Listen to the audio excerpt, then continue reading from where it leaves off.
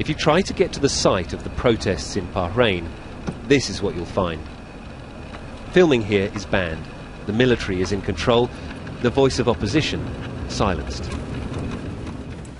Inside this house is the wife of one of the doctors now on trial for sedition. She's too scared to show her face, but she says her husband has been systematically tortured into making a confession.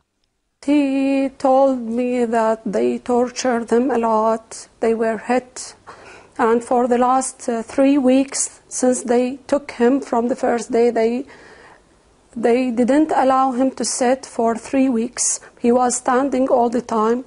There is no sleep because he was standing. In March, government troops moved in to smash street protests that had swept Bahrain for more than a month. The dead and the injured were rushed to Bahrain's biggest hospital. That's where the 20 doctors all worked. This is the military court on the edge of Manama where the doctors' trial began last week. That down there behind me is the courthouse. It's a military building. We are absolutely not allowed to film it, but I was allowed in to the building to see the 20 doctors being brought in looking forlorn and exhausted, and to hear the allegations against them, which are extremely serious and very difficult to believe. This is the government's evidence against the doctors.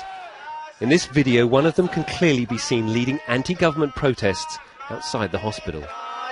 Isn't it a crime to exaggerate the events in a country where actually your national security is jeopardized, where you send the information that antagonizes and incites hatred?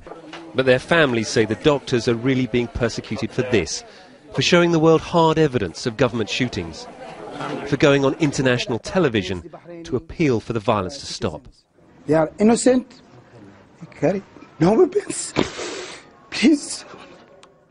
They have seen every crime happen to these people, and they have broadcast these news to the international media. That's make the government very, very angry about it.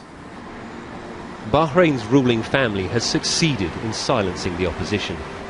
But they now rule over a society deeply divided and simmering with anger. Rupert Wingfield-Hayes, BBC News, in Bahrain.